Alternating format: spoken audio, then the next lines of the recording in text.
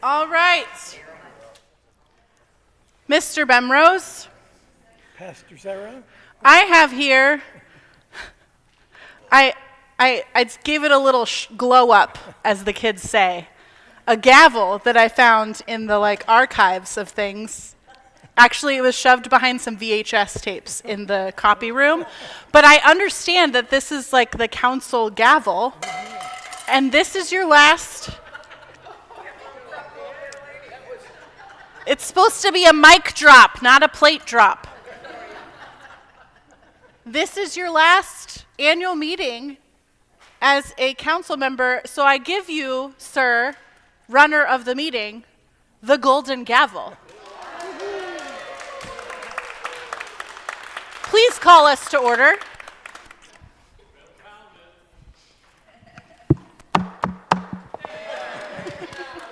Okay, and based on that, I declare that the annual meeting is open and come to order, please.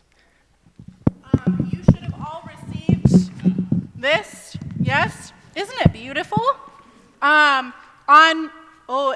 It's before there's even, I guess, 5, 6, 7. On page 7, after Bishop Laurie's report, there is the annual congregational meeting opening liturgy, for which we will remain seated because you are all snacking and I don't want you to spill your coffee. So, please join me on page, it's unmarked, but it is page 7. It says annual congregational meeting opening liturgy. Confident in God's generosity and gathered into one by the Holy Spirit, let us praise God and give thanks. God, we praise you and give you thanks.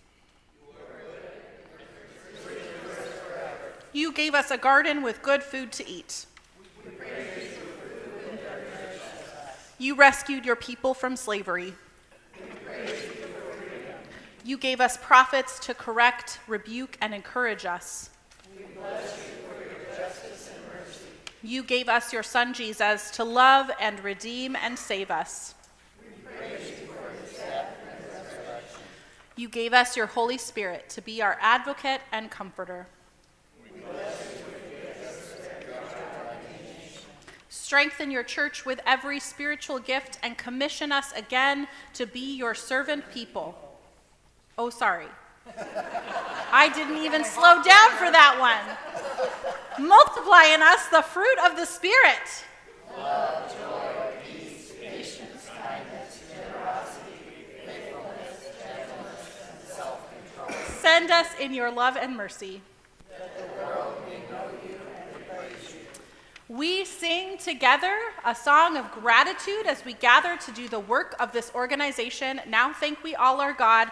If this is too small, the hymnal version is slightly larger, and it's hymn number 840, right? 840. Okay, so let's sing.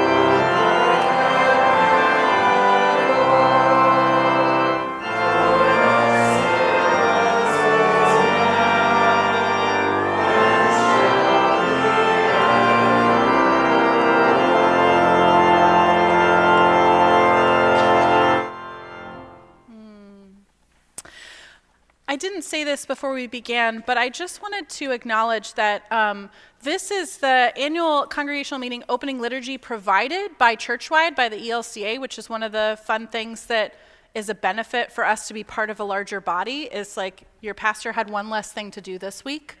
But also, as we were singing, I was reminded that as every congregation holds their annual meeting, that they are potentially speaking these same words of prayer and singing these same words together, and that connectedness to like something beyond ourselves and a body that holds us together is something to just be grateful for and to keep in mind as we gather and do our work together. So with that in mind, let us pray. Gracious God, you are the giver of every good gift. Bless us with all that we need for ministry in your name, that we might be a blessing to others.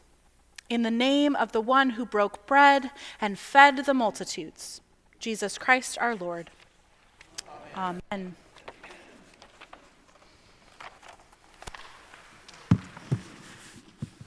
Oh, I think I'm supposed to officially introduce you. Oh, okay. Right? Nobody knows me, so. Nobody knows you, but it's very important. Part of running a meeting in good order is to know who's in charge. And today, it's Mr. Bemrose.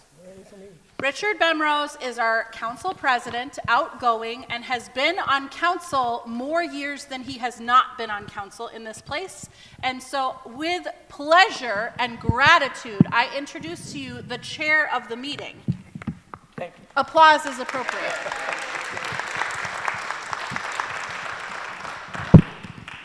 With that, let me clear something. We are going to be operating under Robert's Rules of Order so that we have, good carry out the process that we should do.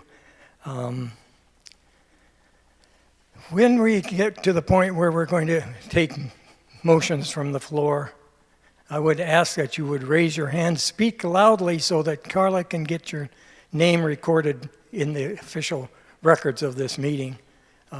That will help a lot, because sometimes we get 6 voices and then she doesn't know who made the motion and who made the second, and it makes the records kind of squirrely, and we don't want to do that. First of all, I want to thank Pastor Sarah. This is her first year. She's completed her first year with us. I'd like to thank her for all of the great sermons that she's given, for all of the teaching that she's done, and for helping us get through council meetings and helping us with direction. So a good big round of applause for Pastor Sarah.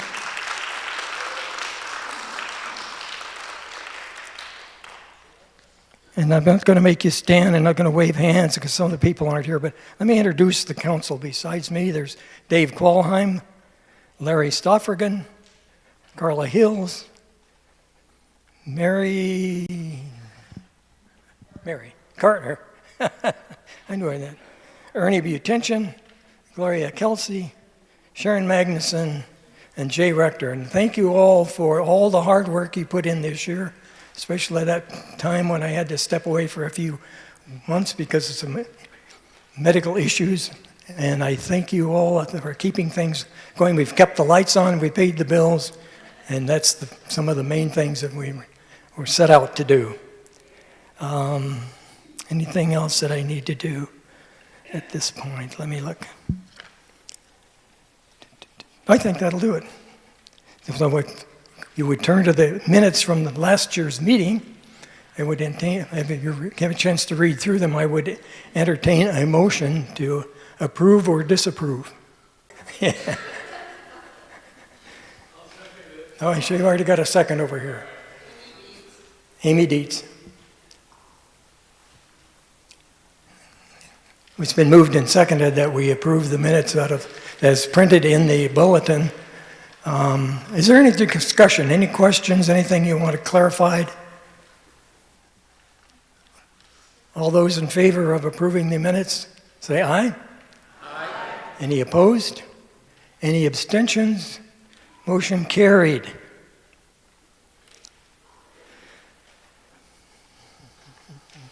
So we're now in good order. We're operating under. Okay.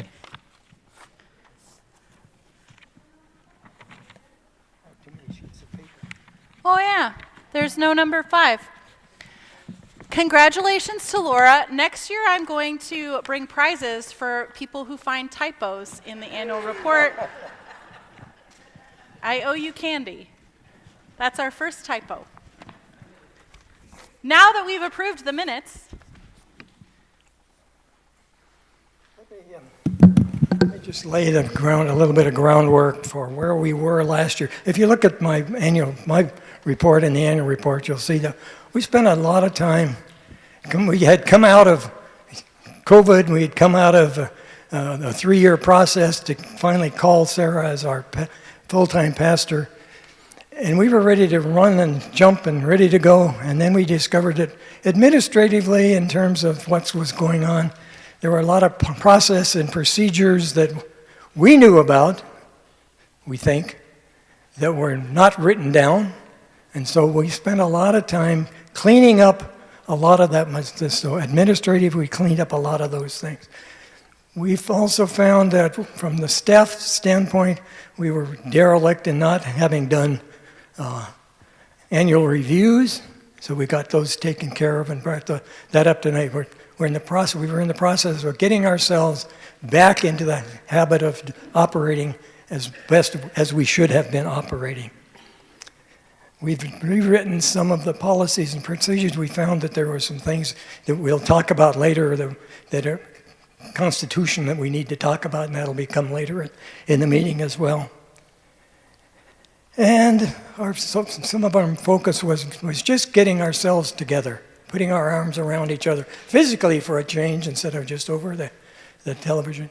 And you have done marvelous things as a group, and so I thank you. thanks, Dick. It's funny because we wanted to frame some of the work that's happening today leadership-wise, and Dick and I discovered that separately from one another, even though I did read your report before it went in, right? And then I wrote mine. It's not like I copied it. I just looked at both of ours and I was like, oh yeah, same. So highlight some of those things from both of our reports that happened this year. And I love that you said in the meeting, like we're just like putting our arms around each other. We're trying to just like adjust and get the lay of the land and like, get ourselves together. I just wanted to reflect too that like some of what came up in those conversations around administrative stuff, around putting things in writing that weren't in writing anywhere, was also just like a care for our staff and supervision of staff that needed to happen. And so that was a lot of work. And then there's a couple of things that people for sure told me were like a thing that needed to happen and or that was this way, and it turns out it wasn't in writing. And according to our organizing documents, like the Constitution and our bylaws, as far as as churchwide and the Oregon Synod and the state of Oregon are concerned, if it's not in writing, we actually have the freedom to kind of like put something in writing that works, right? Roseanne's laughing. Yeah, and like we have that freedom. Right, so but some of the things, like how we have done counsel for years and years and years, we're just like, oh,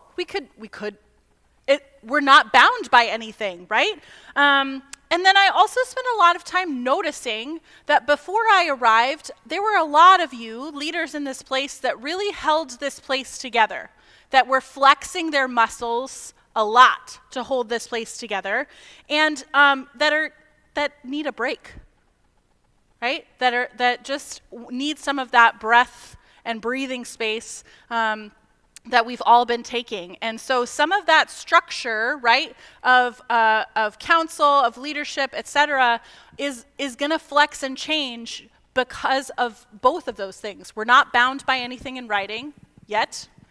And we just need space to give ourselves some room and create capacity for ourselves as a body. And so I spent some time both administratively and in a lot of pastoral care conversations holding that space of noticing our capacity as community together. So with that, some of the things we have discovered as we went along, we have basically been operating under a set of council guidelines that were put into place way back when Pastor Brocker was here, and that was in 1977 when I came to this congregation as well. Before I was born. She wants to make me feel old, you know. So. But Dick, people call me old. Yeah. You know, then I'm ancient. I'm just saying, we don't, like, right? It's from a while ago. And so based on what he had decided was, he had found in his ministry before he came here that to get people excited about being on council, if you gave them a committee chair spot, then they knew what their role and responsibility was going to be. So council-wise, congregational committee chairs sat on the council. That's not what we're headed for anymore. And we've outgrown that. We've outgrown or shrunk down from that, either way you want to look at it. We had a council of 12 to 14 people at one point in time. We don't we don't have the capacity to support that kind of that size of a council any longer, and it doesn't give us the flexibility that we ought to have. So when we're looking at a new council structure, which is part of what's going to happen if we get into things, we'll talk about it when we get to the continuing resolutions, is that the council will be more in line with what the model constitution says we can have. It's we have an executive team of 4, president, vice president, secretary, and treasurer, and 2 to 4 members at large. And people say, well, what does that mean? It means like any other thing. You come and you provide your input and guidance, and you're not bound necessarily by a vote to be the voice of a specific committee. So we're kind of looking to going to that direction and modernizing how we go about things and some other things. Like I said, we don't fit the model, and we want to spend part of the council. We want the 2025 council to have an opportunity to reflect, polish what the council structure ought to be into the future, so that at the next annual meeting, we can bring a constitutional change for a vote of the council. We admit that we are, quote unquote, not in compliance with what the current constitutional model says in terms of the size of the council and some other things. The other thing we found out was we've had a nominating committee of 3 and 4 people in the past. We've been finding that that's not practical either. It's hard to get 3 and 4 people to agree. We do have a nominating committee, and so that structure will be being looked at as well. So there's some of those things that will be going on when the new council takes its place. I think that's probably pretty much all that I need to say on that. Although I do. I know that one other thing. What we also have found is when we looked at who's going off of the council, we are way out of balance. We've got more people leaving than people that are staying. And so part of the continuing resolution will also be ways to add a year or so to somebody's council term, just so that we can balance who's going on and who's coming off at the same time, so we don't have 3 or 4 people leaving and have one person left on the council. And that would be kind of a difficult for us to get through. Right, because then that one person is training 6 new people on how to be council together. So in order to keep an eye on that, which is just like kind of good leadership development, you all just got a sheet. The front part is kind of proposed constitutional changes that we're not going to do this meeting. We're giving you notice, but it's framing kind of some of the stuff that Dick was talking about, of like the way that we want to spend time this year discerning and having the leaders that we are electing discern what those changes might need to be. That's where they stand right now, is like that we need to, in our Constitution, bring ourselves down from what we're requiring of ourselves to what, a number that gives us capacity, that feels life-giving. And even the wording of like what we say about having a nominating committee, I discovered this week, the nominating committee isn't even a constitutional requirement. Like we could just take it out and do it differently. So with that in mind, I was like, well, let's spend the year figuring that out. We do need that work done. Where it happens, we get to sort of spend a year figuring it out. And all of that is because I think the work of keeping an eye on the care and keeping of this community and how we order ourselves helps hold us together. So all of these puzzle pieces are to that end. I wanted to point out too that there's a lot of other churches our same size who have 6-member councils and have had 6-member councils for a while, right? Resurrection just down the road, I mean, not down the road, but you know what I mean. Over yonder, they have a 6-member council and they are about 30 to 40 folks larger than us on average. So I think also just back to that pastoral care conversations about capacity, about time, about ability to be here and to commit to those things. I'm just holding space for that and wanting the way that we hold ourselves accountable as a community to be life-giving and not restrictive. So these are to that end. The thing I wrote about in my annual report was to think about this last year as sort of a year of like getting to know ourselves together, me as your pastor and us as community, sort of coming out of COVID and the transition and making some observations. And now 2025, we get to sort of try that out. Right? It's like when you're recovering from surgery, you spend time in recovery, and then after that, you spend time getting to know what's possible now. So that's kind of, I mean, surgery feels hard, but I feel like it's okay for us to name that like what y'all just did during COVID and the transition was also hard, right? And so that's where we are. So on your sheet that you just got, that front part is like here's where we think we are right now, but we're not going to vote on it. And then the back side is the continuing resolutions to Dick's point that give us kind of some ability to balance out some terms. And I spent time, this is so fun, I never really liked Robert's Rules of Order.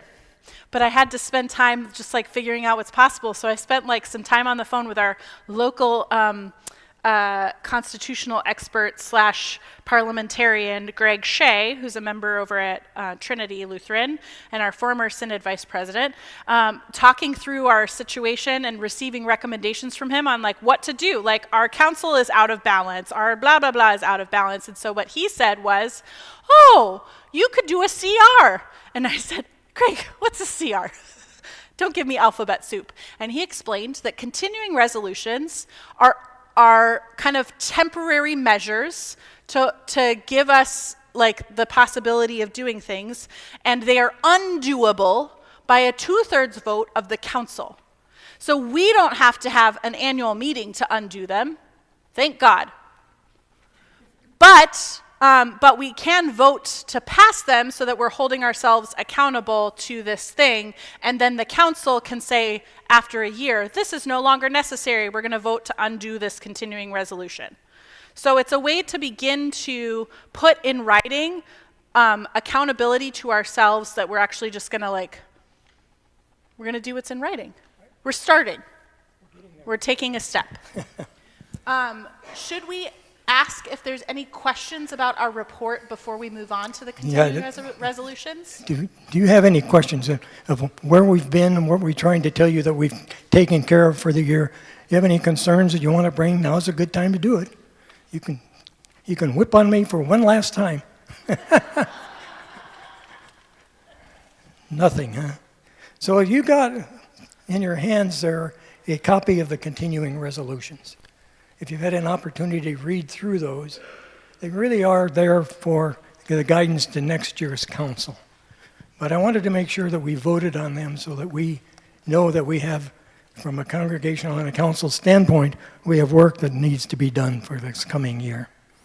So I would, if you are ready, I would entertain a motion to pass these continuing resolutions? And you are? I need a second. Brenna. Brenna. So it's been moved and seconded that we pass these resolutions. Do you have any questions about them? And do you have any misunderstandings of what it is we're attempting to do? It's kind of something new that we've not done before, and so it's always fun for me to do something that's new and different than the same old stuff. So, Rod. Not so much a question is, will this information be put out on our new website? As it progresses. Good question. I haven't really discerned how to put meeting minutes onto the website yet. I'm having like a securities discussion that maybe you can help me think through. But we'll work on making sure that this information gets out, that you understand what's being done in these areas and some other things.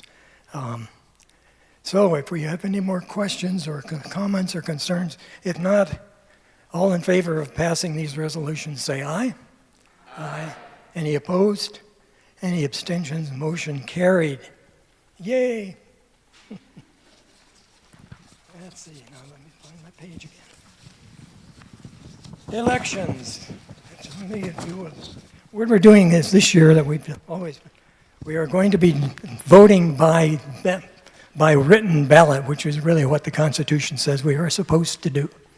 So you will be getting a ballot. We would ask that you look at it. But as we look at it, the names are on it. Do we have the ballots out yet? So the names, the slate is on page 36 of your annual report. And to be in good order, I would entertain, are there any nominations from the floor?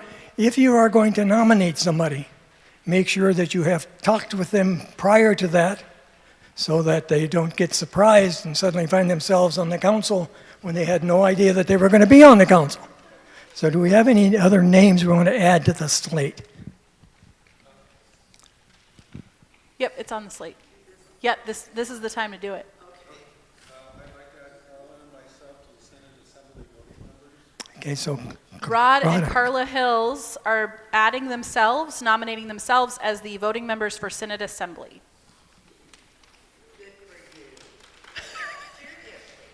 It is. If you've ever had an opportunity to attend Synod Assembly, you ought to do it.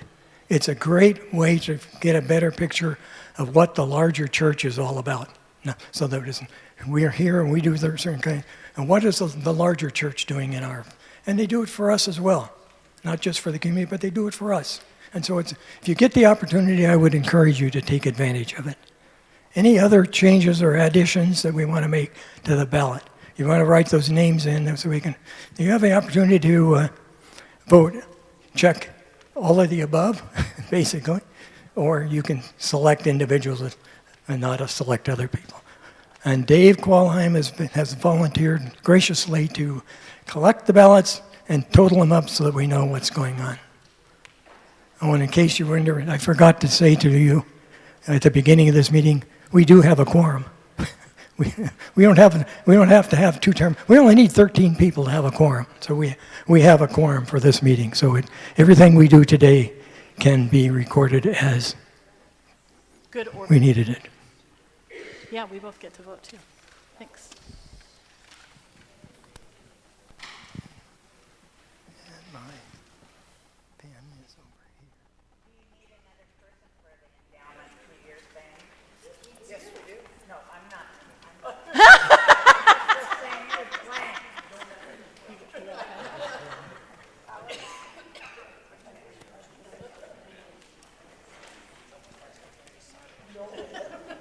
Be careful what you ask, Roseanne.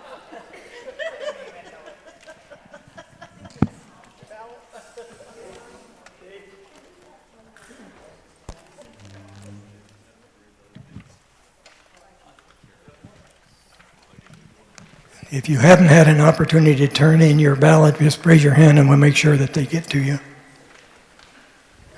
And we'll report the results in a minute.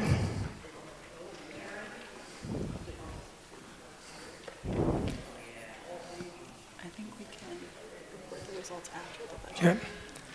So, while that's being taken care of and being counted up and do some other things, we're going to turn the meeting over to Larry for the budget presentation.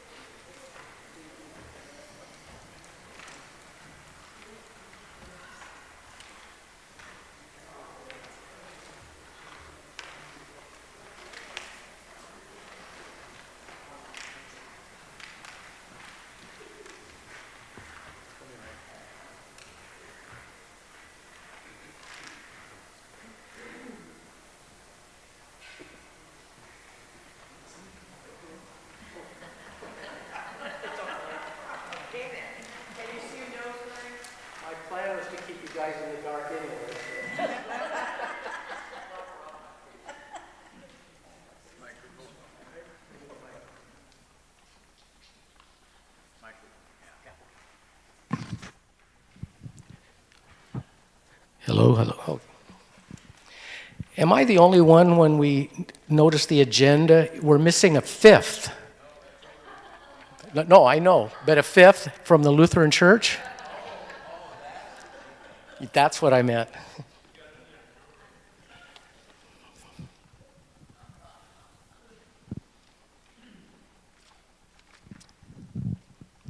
Well, we're about ready to start kind of a journey. At our executive meeting, Pastor asked me about how long I thought this would take, and I had not timed it at that time, so I just threw out a number, 30 minutes, went home and timed it, and it's really 3 hours and 20 minutes. Hopefully, the presentation is interesting enough to keep everyone awake. Unlike a college class I took where I fell asleep, and when I woke up, another class was in there. True story. It's possible that some of the numbers presented today may vary slightly from what's in the annual report. Submissions for the annual report were due a couple weeks ago, and whenever I get updated numbers, I update things.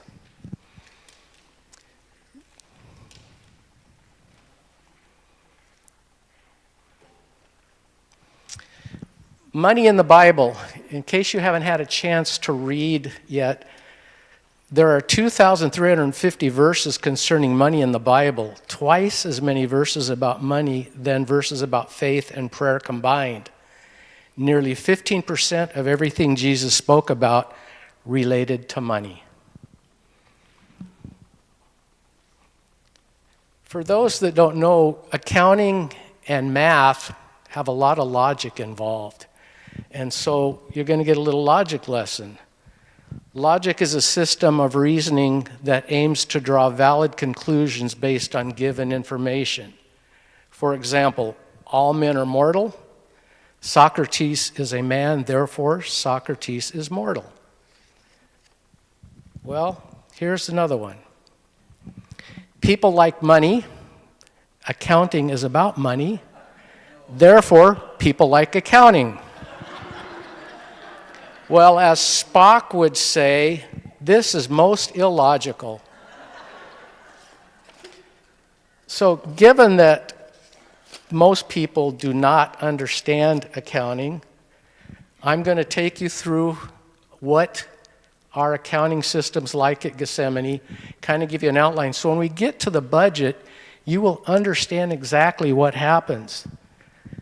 So the first thing we're going to do is a movie quote. Money's only something you need in case you don't die tomorrow. Carl Fox from Wall Street. If you apply logic to this, money is important because guess what? We plan on being here tomorrow. So moving on to another quote, follow the money. All the president's men. And a lot of times, anytime you watch a crime drama, which I watch all the time, they go, follow the money. So that's what we're going to do. We're going to follow the money. No, we didn't buy a yacht. That's not where our money went. And I didn't buy a new comb, still the same old blue one.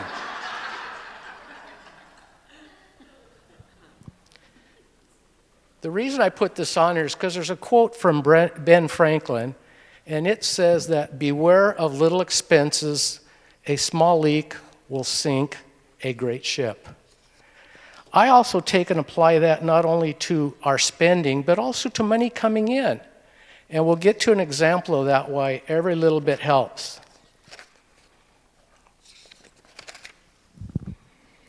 So we'll start out with income, and hopefully you guys can see this okay. Is it clear? I know that there's laser pointers, but I'm old school. I still like this one. It looks like a pin in the pocket, but you pull it out and it's a sword. So following the money, income, we have it in these categories in our financial statement. We have regular offerings, we have special offerings, and under that is where the rummage sale, coat drive, Easter lilies, poinsettia go. We have building use, Head Start, Christo, and various other things. We have interest income, and we have other offerings, which would be open hands, change for good, all saints that we took in, fire, flood, etc., snow cap. That's how our income is laid out.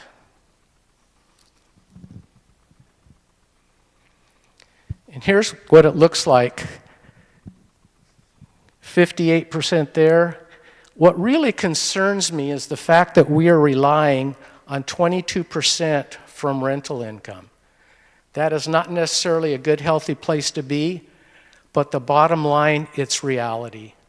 Things have changed, and we have to change with it. So the fact that 22% is coming from rental isn't a good thing, but again, it's just the way things are.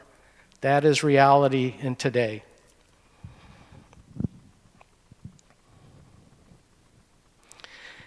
Now, when the money comes in, what happens to the money? Well, here's what happens to the money. We have Key Bank over there, which is where all the money is deposited. And that's where our checks are written from. Then we have ELCA Endowment Fund.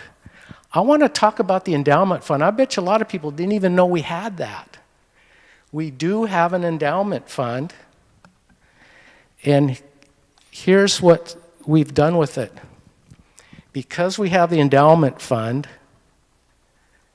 $1,000 to upgrade sound system, $500 went to Lutheran World Relief Hunger, Youth Support Camp Lutherwood, $950, Coats for Kids, the endowment fund gave $1,000 to that, ELCA Hurricane Relief, $726, another hurricane, $726, another hurricane. Anyway, $5,628.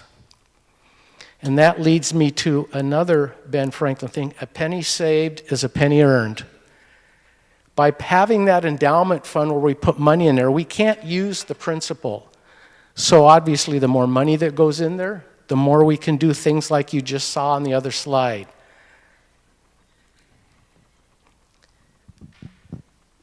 Back to the bank accounts, we have mission investment, which is through the ELCA, where we have our capital improvement fund. That is a fund that was set aside for any kind of emergency that we may have.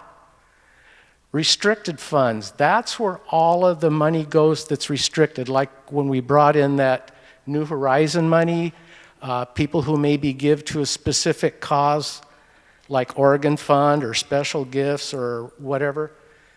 That goes in this restricted fund, and that's where the roof loan is. And speaking of roof loan, December 23, it was $112,000. Now December of 24, it's $87,000. And yes, you can clap and cheer and celebrate. When you see this, feel free to do that. The Bible includes several references to clapping in church, including Psalms 47 and Isaiah 55. These passages encourage people to clap their hands as an expression of worship and joy. So when you see that, feel free to it. But if you have an Apple Watch like I do, be careful when you clap. If you clap too hard, it thinks you fell down.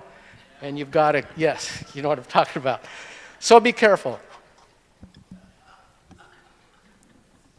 So continuing on following the money, we talked about the rummage sale. We're going to go through some of the big ticket items. Rummage sale. We brought in $22,400. I didn't have that celebration slide up there, but that's okay. The cost were $1,500 and say, well, what cost? Well, extra garbage pickup was the cost. And that's a pretty small price to pay to get rid of a lot of this stuff. The rummage sale is more than just bringing in money that we gave snow cap, $1,100, open hands, $1,100, roof loan, and repair and maintenance, $11,700.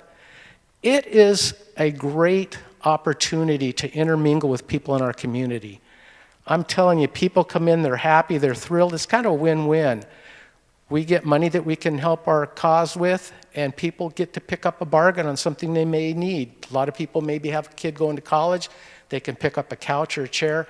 It's a good thing. Now let's follow the money.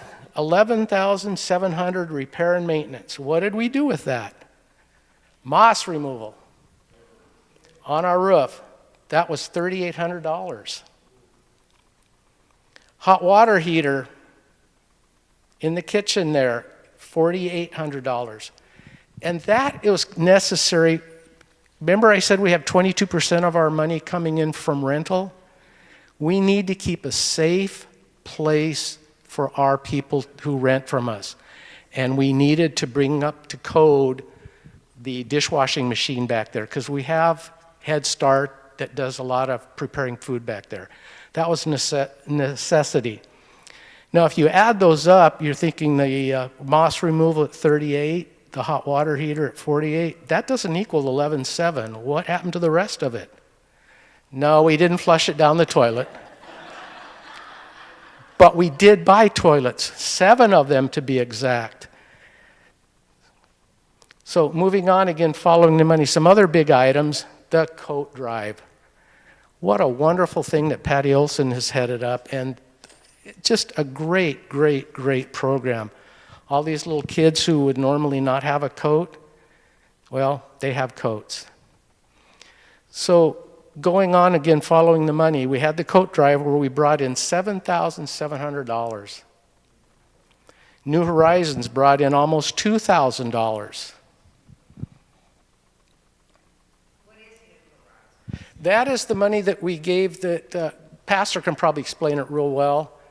It's for future things. It's a fund we established during the All Saints and 60th anniversary celebration to seed the future generations of Gethsemane. So imaginative, New Horizon, ministry.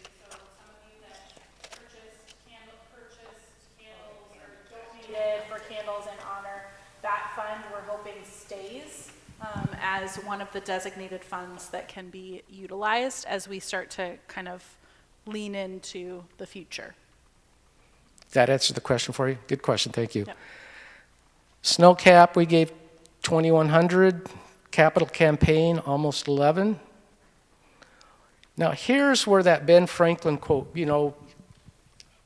throwing change in that jar, $900. People in our local area benefit from it. When you have nothing, throwing change in there, look what good it's done. And the ELCA, $7,700 was out to them. Remember Ben Franklin's quote, beware of the little expenses. Well, remember, a little bit of change goes a long way also. There we go.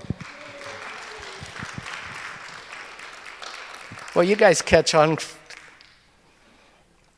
Now let's follow the money on the expense side. As you can see, we have 4 different categories. We have salary and benefits, which is wages, payroll taxes, retirement, health benefits, pretty normal stuff for salaries. Under programs, that's where we have youth programs, education, worship, music. That's where our benevolence, missions, and local outreach is also. Fellowship, we have events, and that's where the rummage sale goes. Operating expense, pretty typical: utilities, repair and maintenance, interest, insurance, office supplies, computer. That's the way it's laid out.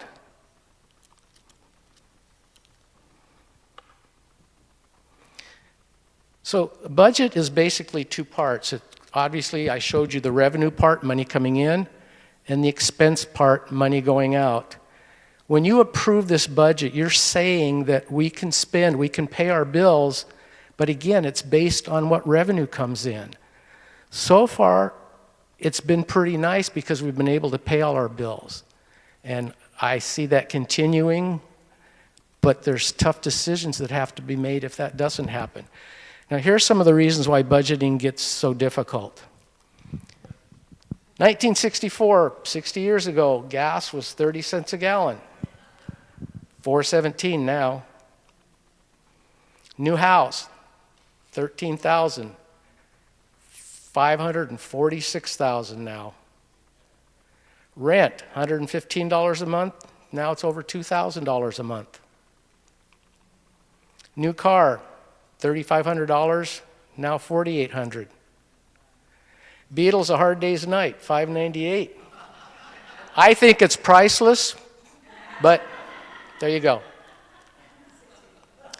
Another thing that makes it difficult, utility. Northwest Natural Gas is having a 7% increase. They proposed 17, but it's 7. Water, almost an 8% increase. Garbage, 6.5% increase. PGE, 11% increase. And in 24, they had an 18%, and in 23, a 7% increase. This is what we're faced with, and this is why we have to change, we have to adapt, we have to do things that maybe weren't done in the past. But so far, I found our church and you people very, very receptive to doing what we need to do to keep us going the way we're going, and I do appreciate that. Another thing we need to look at is the current CPI national is 2.7, Pacific region, which is us, 2.3, and Social Security COLA is 2.5. So when we get into the budget, you'll see that that is another increased cost. It's only fair that we give our workers a raise, and we've decided to give them a 3%, which is kind of right in the ballpark with this. So here we are. Here's what you've been waiting for. I know it's exciting. Now that you have a better understanding of how our church finances flow, these will be slightly different from what you have in your annual report because I tried to condense it so that it presents better on a slide, but all the numbers are the same. The first one is regular offering. We are going to finish the year right at just slightly under $200,000 with a budget of $195,000. And again, although I'm not showing you the celebration, yes, this is great, thank you. Another thing about budgeting that makes it difficult this year is accounting is a very conservative profession. And then you'd say, wait a minute, you're doing 215 when we took in 200. That's only an 8% increase. Because of those other increases I showed you, the utilities, payroll, this is what we need to do in order to operate as we have. Another thing that makes budgeting difficult, and you'll see that when we get down to some of these other ones, like take interest income, for instance. We're budgeting $8,600, whereas we'll end up at about 17. The reason it's so low is, first of all, that is real fickle. It's based on investments. And we don't know what's going to happen, and it's really critical to be conservative when a new administration takes the White House. That's just common. It doesn't have anything to do with this election, just elections in general. The first 100 days of a new administration, you're not sure what's going to happen. So that's why we're being a little conservative on these other ones. Bottom line is the only one we really have much control over is regular offerings. Special offerings, general fund, building use, all those we don't have as much control over as we do our regular offerings. Anyway, bottom line is we're projecting to get in about $331,000 in total. Any questions on this?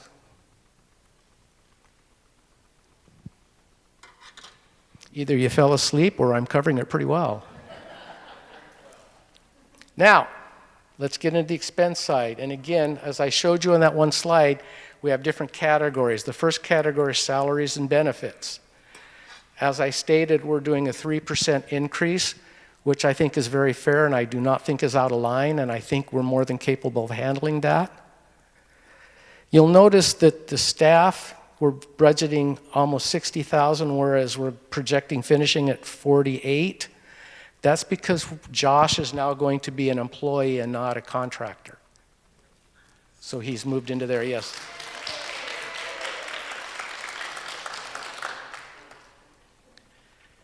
The rest pretty much flow down. If you look, payroll tax is 45, we'll end up at about 35. And again, we're adding an employee. Retirement's pretty much the same, health benefits, all the same. Everything flows pretty well in there. Any questions on this part of expenses? Okay, move on to program expenses. Family and youth, or youth and family, I guess it is. I'm dyslexic, not really. Again, $1,500 for that. We're putting more into adult education because we really didn't have enough in there, and I think it requires and deserves more. Worship supplies, we're hoping to spend a little less than we did last year. Music ministry, that's where part of Josh was coded, and he was also coded under worship supplies for part of the year. Those are going away, and that's why those numbers are lower. Outreach, I put pretty much in outreach is where all of our benevolence, mission, outreach is going. And that's why that number is that number there. It includes all that stuff I just mentioned.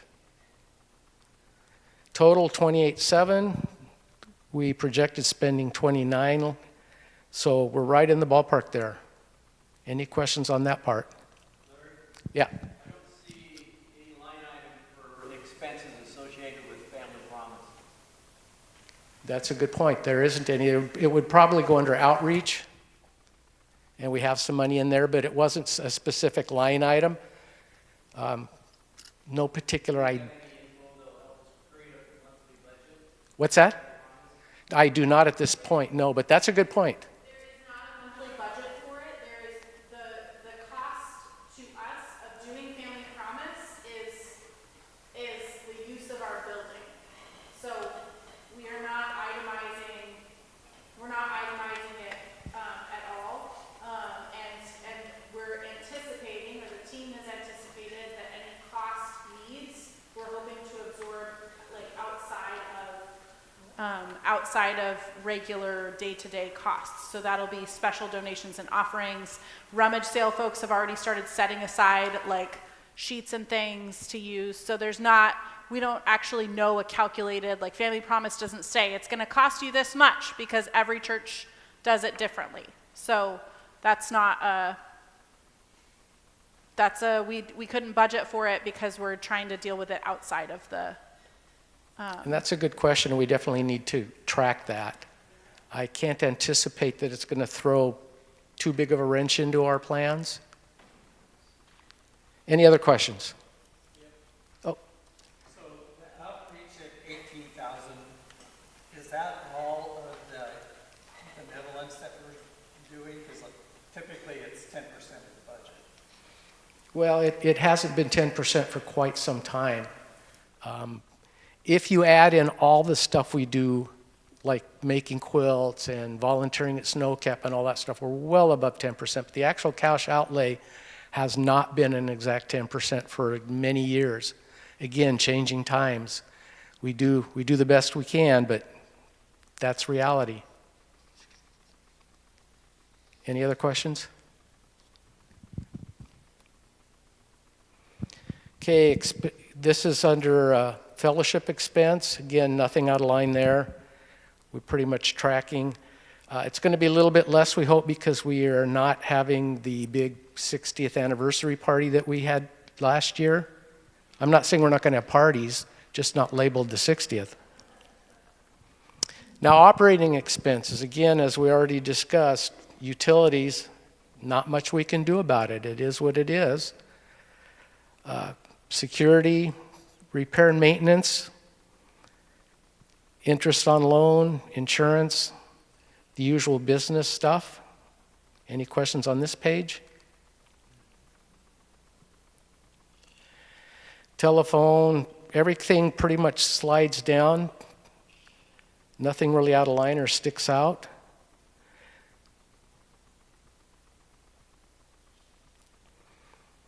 And then here we get to the bottom line, where again we have a balanced budget. Again, assuming that we hit the 215, we are balanced. Any questions? Yeah. Whoops. Start. What was that? Outside services on the last slide. Oh, the last slide you. Previous slide. Okay. Sorry.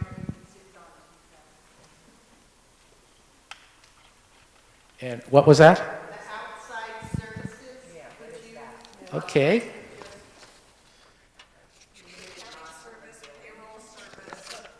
Outside services, ministry works, which is our payroll, which runs about $1,400. Bookkeeping company runs about $9,600, and Pacific Automation's about $4,000.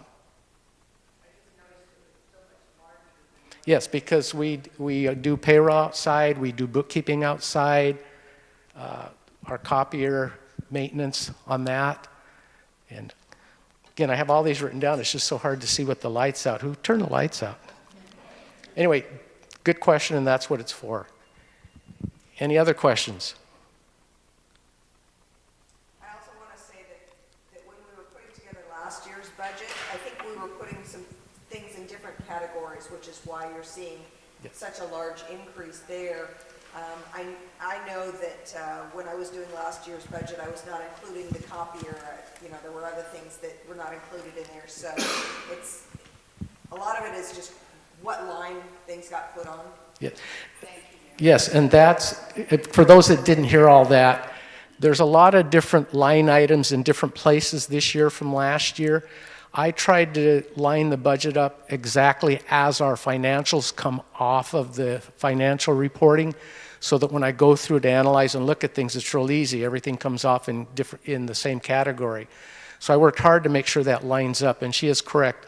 A lot of things are in different places this year than they were. I tried, when I could find them, to break them out on the slide so that it didn't look so unreal in so many different places. But yeah, that's exactly why, is there's little different categories now than what we had before. Well, this is the end, and there you go.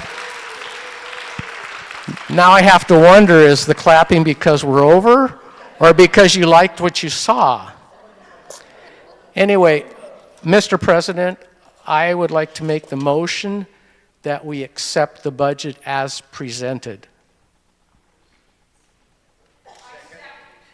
Whoa, wait, hold on. Wait, there were 3 seconds all at once. Do you guys want to rock, paper, scissors for it, or do you want to let Laura do it? Laura seconded. There we go. Laura seconded. So we have a motion on the floor. It has been seconded that we approve the budget as presented. We can now open it for any more additional discussion. Anybody have additional questions, want additional clarification? Seeing none, I will call for a vote to approve. Oh, wait, Sharon? Oh, yes, written ballot. Just make a comment related to stewardship, financial stewardship. So if you look at that offering increase of $215,000 for the year, you may recall that we were often encouraging $16,250 on a monthly basis in our offering revenue if we were trying to really perfectly monthly meet our proposed budget. That it will be about a $1,500 a month increase. So you will hear us encouraging $17,750 or so each month. So for all of us, it's really to consider what we are giving and to try to do that on a regular basis to help our financial picture be fairly solid. And I just wanted to share that math with you. Thanks, Sharon.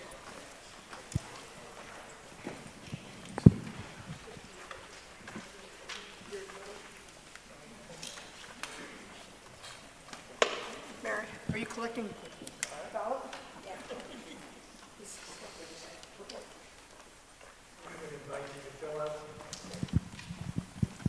Fill out your ballots, and then they'll be picked up, and we'll take a count. I'll give you a report on the count afterwards. While that is being done, we had a closed ballot for the slate of officers. We had 34 yeses and 2 abstains, so that group of people has been elected.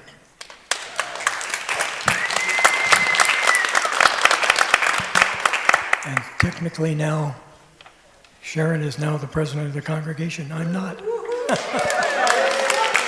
But that's true.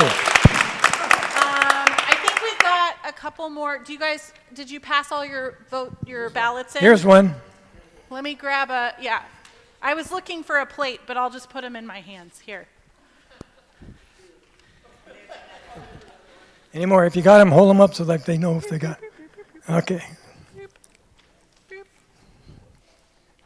Any more? We don't want anybody to get cheated out of an opportunity Anybody to vote. else? Anybody else? Every vote counts. Okay. All right. And so What while part are we at? we're ready to start thank Oh, yous. yeah, okay. Now, while we're waiting for that, we're going to talk about council thank yous and welcomes and all that good stuff. So This is Pastor Sarah's yeah, this tap is dance my time. speciality. All right. So if you served on council but are not serving on council anymore, could you please come up so we could applaud you in front of everybody? That's Ernie Butension and Gloria and you and Jay, who's not here, but I'll get it to her. So come on up here, because I have a thank you gift Thank for you. your service in this place, outgoing council members. And Dick, could you read my punny gratitude? Okay, this says, thank you for your time and sage wisdom serving on GLC's council. Because it's herbs from my garden. Get it? Thank you. Okay. Thank you. Now, sir, I have one other special gift because, as I mentioned at the very beginning of this meeting, Richard Bemrose has served on council in the last 60 years of this place, more years than he has not served on this council. And this year, my first year as pastor, he served as president, which is fun because when I worked at Camp Lutherwood, he was also board president. Fun fact. So it is my personal pleasure to commission you now as council member emeritus. So, it goes over here. For your years and years of service.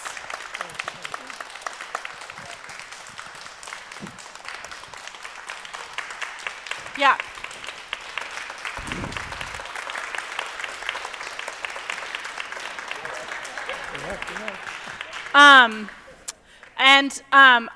I would invite all of the people that are staying on council or are coming on council, because we're going to commission. This is not their official commissioning. I just have gifts for the people that have committed to be on council this year. So please come forward, and you get to, the first order of business, sir, is to pass off like a baton the golden gavel. So these individuals have committed to the creative work, and you all just voted and said yes to them serving you as your council, and doing the work of kind of flexing our muscles and figuring out what's next. So I just wanted to make a big deal, also they were on clearance, out of the fact that you all committed to be council in 2025. So I don't know if you want to pick, yeah, there you go. So pick one of those, there you go. So, yeah, you got to put them on. And then,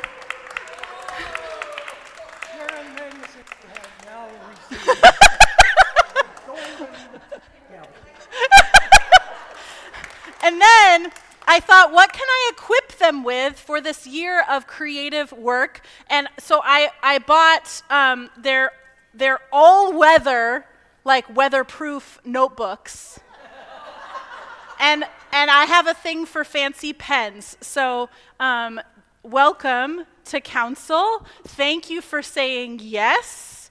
And here are your, yeah, see, so now you're like equipped and ready to serve. Let's see, where we go, Carla and then Mary. So I like to take moments for celebration and for honoring the work of leadership in this place. So thank you for saying yes, and we'll look forward. I hope somebody's getting pictures of this ridiculousness. We will look forward to the work that is to happen. Is there a result of the budget? Oh, on the stool. There you go. This is Dick Bemrose's last act as council president. We have, in terms of the vote on the budget, 37 yes, 1 abstention. Budget has passed. Thank you very much.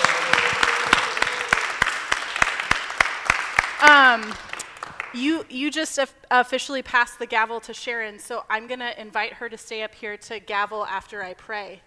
And Sounds good to me. I'm going to pray. I'm going to invite us to pray the prayer of good courage. I will pray that, and if you know the words, then you can join in. She gets the mic, that's true, but I'm going to hold it for a second while we pray, and I just want to pray a special blessing. I don't want to I know you don't like being in the spotlight, but I just feel like it's a big deal. And for those who have served on council, who are taking at least this next term off for your good courage as well. So, the Lord be with you. And also with you. O God, you have called us to ventures of which we cannot see the ending, by paths as yet untrodden, through perils unknown. Give us faith to go out with good courage, not knowing where we go, but only that your hand is leading us and your love supporting us. Through Jesus Christ our Lord. Amen. Amen. You should probably ask if anybody has anything else to say, and then you get to gavel us out. Does anyone else have anything they'd like to share? Yes, Gloria. As you go out, remember to take Poinsettias and food required as you depart. Okay, and I'm reminded that I printed up these things on like bright gold papers, and so this is a little bit of a teacher thing, but I really, really want us to affirm the values that council worked on last year. And I also am just curious, since there's not a lot of space for feedback in the annual meeting, because you all like talking so much, there's a spot on the back of this sheet for your deepest hope for GLC. It's noon, it's 12:10, so I don't know how much I'm going to hold to my middle school teacher exit ticket strategy, but I'd really love these back like before you leave the building. So with that, pass them out, take a minute. You should have seen all these values already. And just let this be a closing celebration of all the work that we have done together, and then I'll invite Sharon to actually gavel us out. Do you want to declare the meeting adjourned? I do declare the 2024 annual meeting of Gethsemane Lutheran Church in Southeast Portland adjourned.